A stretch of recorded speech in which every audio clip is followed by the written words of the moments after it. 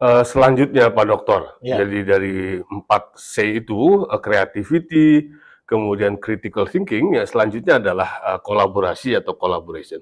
Bagaimana seseorang itu harus mengasah kemampuan di kolaborasi ini agar soft skill-nya itu meningkat, Pak Dokter? oh ya, ini berarti soft skill ketiga ya, atau Ya, dari 4C ya tadi ya. betul, Yang akan kita bedah ini, Pak Asep, apa betul. ini kolaborasi ya. Ya, kolaborasi ini satu dari sekian sedikit skill yang paling dibutuhkan oleh para profesional, oleh para karyawan baru atau pegawai baru ya. Ya, Tapi kunci dari kolaborasi ini yang paling inti adalah kemampuan seseorang untuk bisa bekerja sama dengan orang lain. Nah, dalam kaitan dengan kerjasama dengan orang ya, lain ini, Pak Asep, saya ingin menjelaskan grid-nya. Kan semua orang bisa bekerja sama dengan oke. orang lain pada dasarnya, tetapi levelnya di mana? Oh, ada level-level, Iya, oke. level inilah yang sangat menentukan. Yang paling rendah adalah orang yang tidak bisa bekerja sama dengan orang lain ya. Dia maunya kerja, dia sering memutuskan berdasarkan suka dan tidak suka. Bukan Oke, soal baik dan tidak baik, atau bukan soal ini bagaimana menciptakan solusi yang bisa diterima oleh orang lain. oke, Kalau suka dia senang, kalau nggak suka dia ngambek. oke. Nah, ini Ini level yang level, oke. paling rendah ya. Dalam hal, Dalam hal pekerjaan ya. Kalau Anda masih di level ini, nah ini perlu ditingkatkan. Apa itu?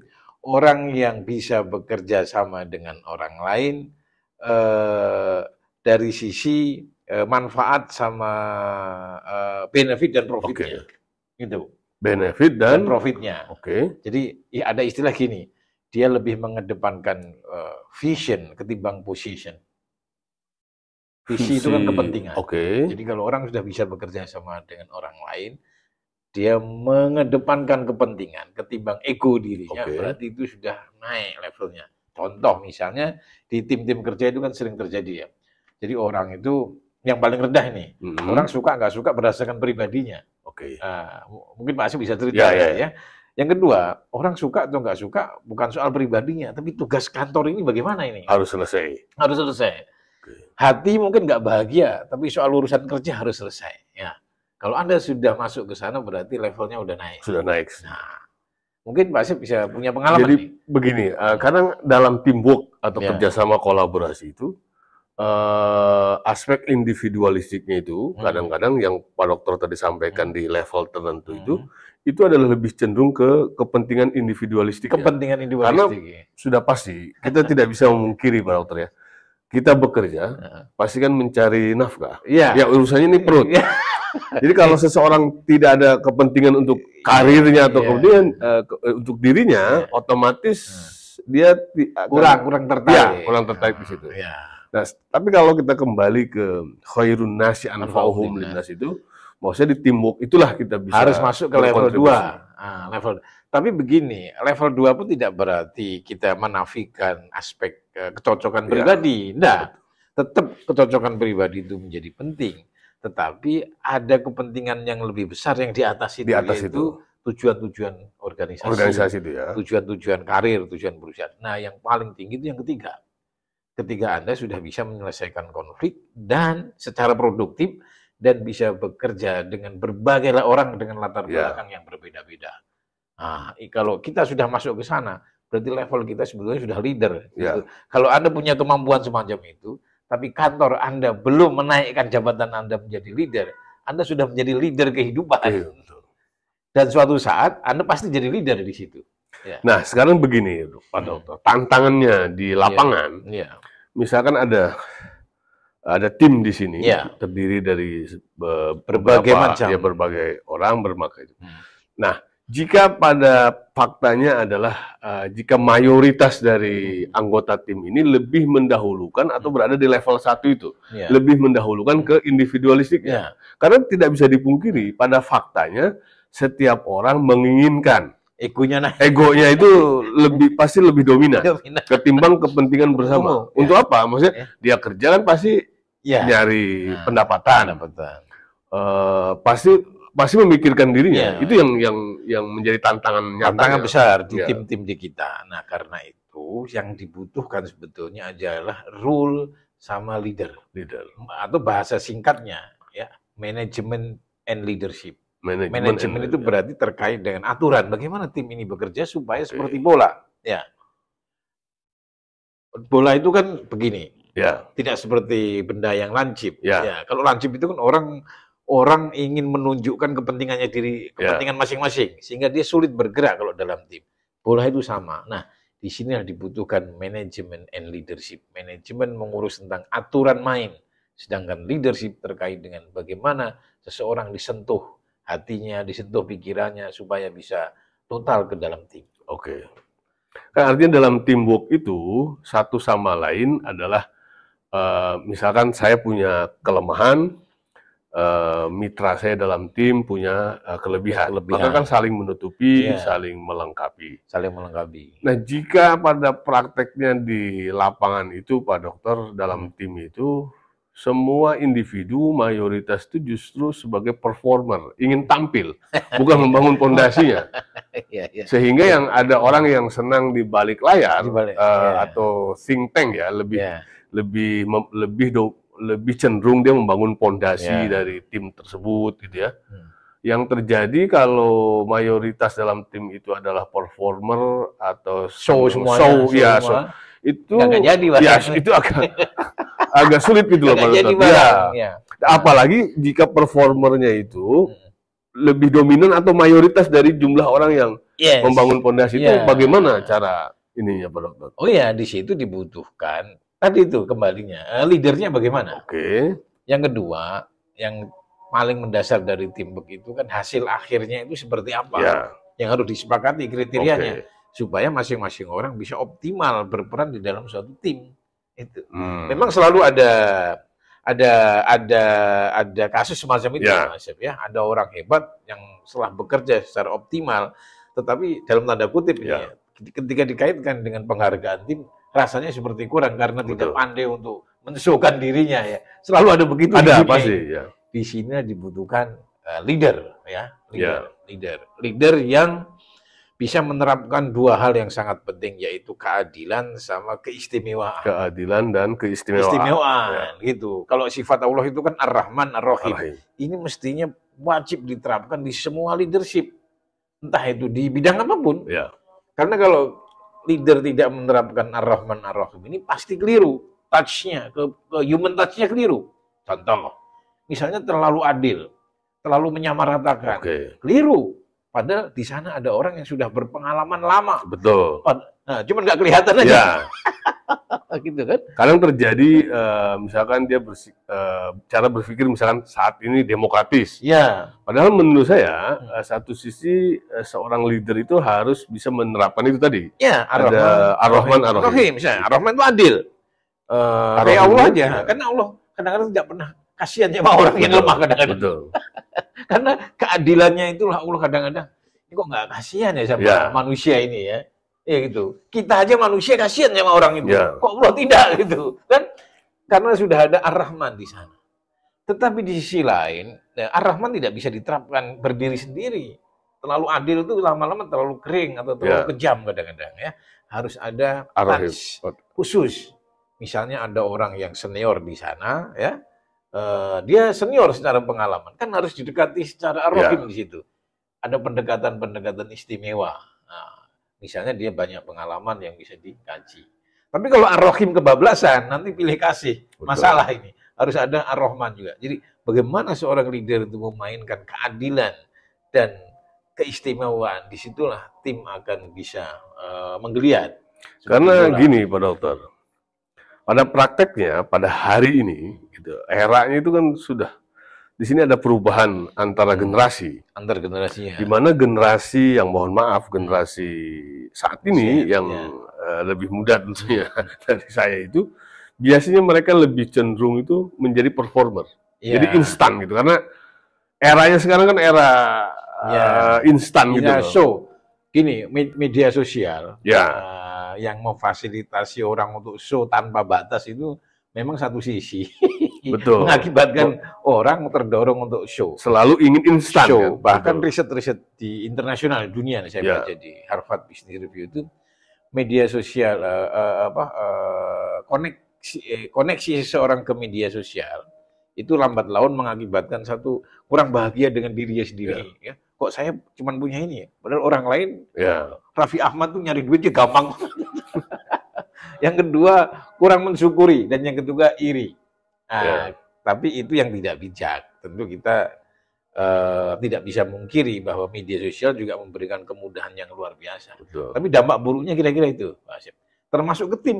Ya. Betul. Semua orang terdorong nalurinya, ya, karena digosok oleh media sosial untuk show kadang-kadang. Ya, jadi yang ngurusi pekerjaan yang sebenarnya ini kurang. Terlalu prematur untuk show-nya, ketimbang menyadari bahwasanya membawa sebuah pondasi itu lebih kuat ketimbang artinya show-nya itu diutamakan. Saya sih mengilustrasikan begini, kan man yazro yaksud. Jadi siapa yang menanam pasti dia akan mendapatkan. Tapi kita harus mempercayai tentang proses itu, bro. Oh iya, proses. Contohnya kita menanam pohon mangga hari ini, kan tidak mungkin hari ini juga berbuah. Butuh proses dan butuh waktu. Dan itulah yang kekal gitu loh. Ya. Yang akarnya lebih kuat. Betul. Memang proses itu nggak bisa dihindari. Bahwa sains dan teknologi itu mempercepat proses, yes. Tetapi memaksa proses kadang-kadang malah membuat menjadi lamban. Betul. Itu benar gitu. Karena kadang gini pada kenyataannya itu loh, Pak Dokter. Ada orang baru belajar sebulan 2 bulan tentang sebuah keharusan yang dia untuk dalam pekerjaan gitu ya. Sebulan 2 bulan. Itu pasti ada beberapa generasi yang lebih muda dari saya itu pasti dia akan secara instan itu akan mengklaim yes, I can do it. Saya bisa melakukannya. Padahal baru belajar setahun lah, gitu loh. Sedangkan yang saya pahami secara normal saja manusia untuk menjadi ahli di bidangnya itu kan dia butuh waktu. Iya, 10.000 jam. Tuh. Yang benar itu. Ya itu normal ya, kecuali ada seseorang yang memang berbeda gitu loh. Yang cerdas banget. Betul. Ya itu dampak dari budaya instan sama media sosial itu. So dan pengen cepat. Tapi itu umum. Nah, sekarang tinggal bagaimana menyikapi itu supaya tidak berdampak. Nah, bagaimana seorang leader itu harus menyikapi itu? Oh iya, kalau leader kan sebetulnya yang paling gampang itu menjelaskan kriteria hasil dari sebuah tim. Itu secara tidak langsung memaksa orang untuk harus ahli di bidangnya masing-masing. Gitu. Jadi ini yang kadang-kadang sering kurang di lapangan itu ya. Ribut soal kerumitan proses. Tetapi di akhirnya ketika leader ditanya apa sih kriteria akhir yang Anda inginkan dari proses ini, dia nggak bisa menjelaskan. Nah, deskripsi mengenai apa sih hasil akhir dari pekerjaan tim ini sangat menentukan bagaimana tim kerja. Gitu. Misalnya bikin sambal, ini pedas apa asin ini, ya kan? Jadi kalau kita ribut bagaimana cabai diproses, bagaimana bawang itu diproses, ini panjang urusannya. Makanya salah satu ciri orang berpikir efektif itu adalah begin with the end. Begin with the end. Mulailah dari akhir, gambaran akhirnya seperti apa. Gambaran akhirnya seperti apa. Tujuan yang ingin kita raih itu seperti apa. Disitulah efektivitas tim bisa luar biasa ya, betul. Setuju saya, setuju. Bisa direalisasikan. Begin with the end. The end ya. Niat itu kan akhir.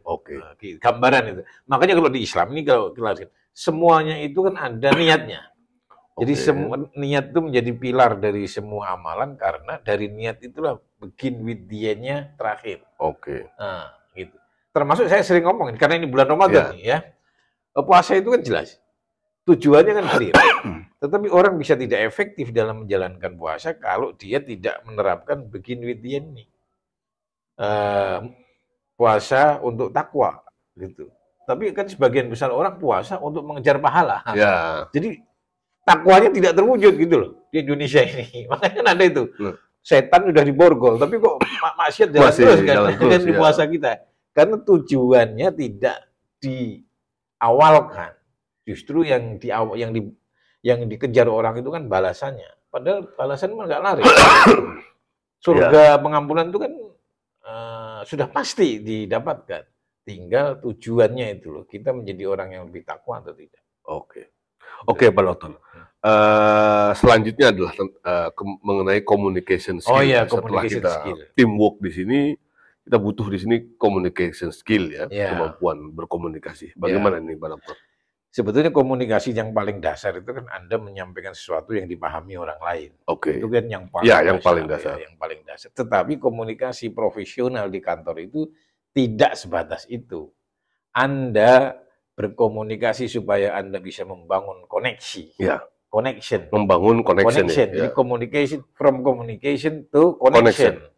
Dari komunikasi menuju koneksi. Koneksi itu apa? Kerjasama yang bagus, hubungan yang produktif dan harmonis di kantor.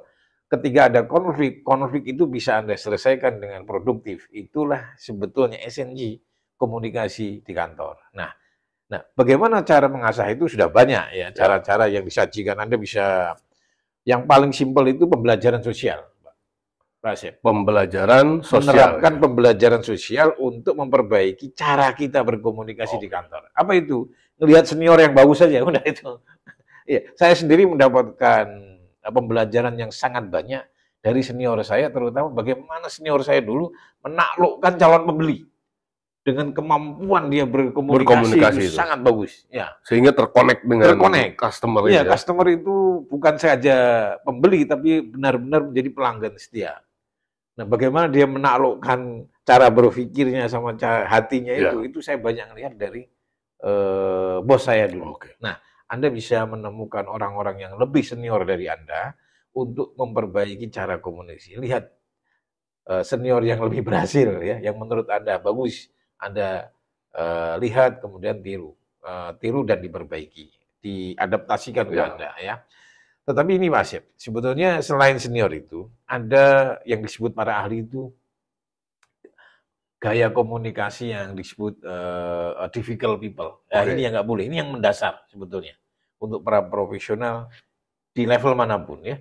Jangan sampai kita menerapkan cara-cara komunikasi yang dipraktikkan oleh orang-orang yang disebut difficult people. Orang yang rumit untuk diajak berkomunikasi.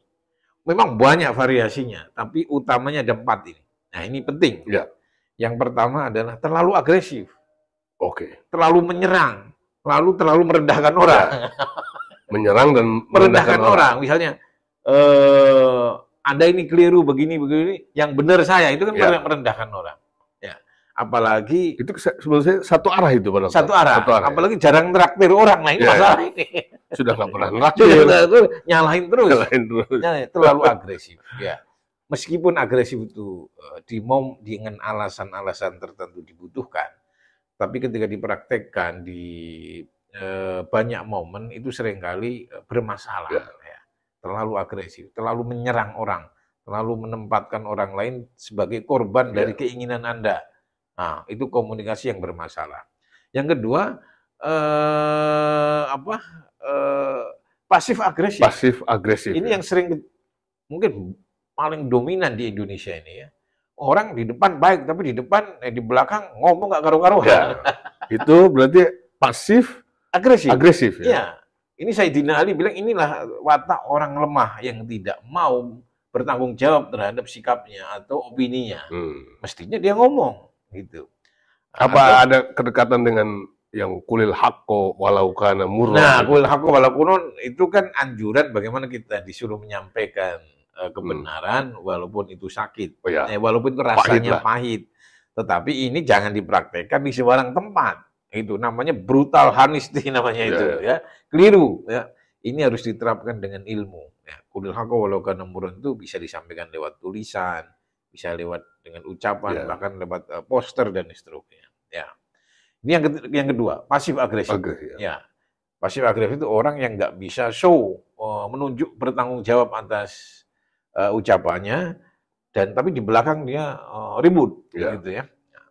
Nah, misalnya kalau di kantor itu kesana kemari yang dipakai bahasan itu atasannya, gitu ya. Tetapi tidak pernah ada pendapat yang bisa dipertanggungjawabkan. Ini loh semestinya perbaikan yang penting untuk dilakukan. Yang ketiga, terlalu cuek, ya. Jadi nggak connect dengan pekerjaan, nggak connect dengan posisinya, nggak connect dengan statusnya, pokoknya flowing kayak air gitu ya, tidak connect. Nah, saya pernah ketemu seorang mahasiswa, saya tanya nama rektornya siapa, nggak tahu. Jangan-jangan di perusahaan itu nama CEO-nya siapa nggak tahu gitu, atau atasannya siapa nggak tahu. Itu terlalu tidak peduli dengan lingkungan. Nah, pasif, terlalu indecisive, terlalu tidak bisa mengambil keputusan. Jadi ketika ditanya pun banyak yang nggak tahu atau sikapnya tidak jelas itu. Ya. Dan yang terakhir itulah yang sok tahu. Ya. Jadi pengen terlibat di sebuah pembicaraan dan dia pengen the leading orang yang paling terdepan di situ dengan menyampaikan pendapat-pendapat yang seolah-olah ingin mengundang orang lain. Saya tahu semuanya. Ya, betul. Itu. Jadi biasanya dalam setiap pertemuan itu tidak mungkin dia luput dari tidak bicara, pasti bicara. Gitu. Karena pasti dia harus terlihat bahwa dia tahu. Gitu. Misalkan bertanya atau apa gitu, biar terlihat tahu. Nah, Pak Sep, empat-empatnya ini kan ada di kita semua. Betul. Sebetulnya boleh-boleh saja kita punya itu. Yang penting cara menggunakannya. Jangan terlalu sering. Betul. Dan jangan di semua tempat, kan begitu. Misalnya gini, pasif agresif itu kan ada di semua kita. Ya. Kadang kita harus ngomong sesuatu yang nggak bisa kita nyatakan secara terus terang. Ya. Sebab terlalu terus terang pun kadang-kadang salah. Makanya ada istilah brutal honesty itu kejujuran yang merusak segalanya. Nah kalau asertif itu? Nah karena itu para ahli, ya, empat-empatnya itu kan kalau dipraktekkan sembarangan kan jelek. Maka ada solusi terobosan baru secara ilmu pengetahuan itu asertif. Asertif itu Anda lugas di bidang di wilayah yang bisa Anda kontrol, namun menyampaikannya dengan bahasa yang sopan. Ya, ini bukan Barat. Ya. Khususnya di kita ini Timur kita. Kalau orang Barat, you itu cuma ada satu, gitu. Ya you aja gitu. Ya. Mau bapak you, adik you, kakak you, karena setara mereka kan. Nah, kan mereka tidak punya tanah leluhur, mereka semua imigran kan. Ya, betul. Jadi you. Tapi kalau di kita beda, bos, teman pun beda-beda nih. Senior bagaimana? Senior ada yang bawahan bagaimana? Nah. Cara menyampaikan kelugasan Anda itu pun harus dengan bahasa yang bisa diterima di lingkungan Anda. Bahasa agamanya itu ma'ruf. Ma'ruf itu kebaikan yang sudah diketahui oleh hati Anda. Gitu. Misalnya atasan Anda panggil ente, kan keliru di kita. Gitu. Kalau kita nggak paham itu, berarti kita perlu belajar banyak komunikasi. Dia harus dipanggil Bapak. Nah, yang poin lain Pak Asep, asertif ini tidak bisa diterapkan di wilayah-wilayah yang kita terikat kontrak. Misalnya pas saya training di salah satu BUMN nih, Pak kalau gitu boleh dong Pak, saya nolak perintah atasan saya di hari Sabtu. Ya nggak boleh itu karena terikat kontrak. Ya, Anda boleh asertif hanya di wilayah-wilayah yang Anda punya kontrol. Kalau Anda punya kontrak misalnya kayak polisi, pejabat-pejabat tertentu, itu jangankan Sabtu. Kalau ada hari lain, hari Minggu, itu pun harus siap. Jangankan jam 12 malam. Kalau ada jam lebih dari 12 malam, Anda di WA dan disuruh jam, Anda harus tampil. Di situ tidak berlaku asertivitas. Asertivitas dalam pengertian Anda punya ruang untuk menolak atau menerima. Ya, itu di luar itu. Ya, jadi konteksnya asertif itu hanya di wilayah-wilayah yang kita punya kontrol atau punya kebebasan untuk kontrol. Itu. Terima kasih Pak Dokter, mudah-mudahan bermanfaat mengenai 4C ini, creativity, critical thinking, collaboration, and communication skill. Terima kasih. Sampai jumpa di edisi berikutnya Mas ya.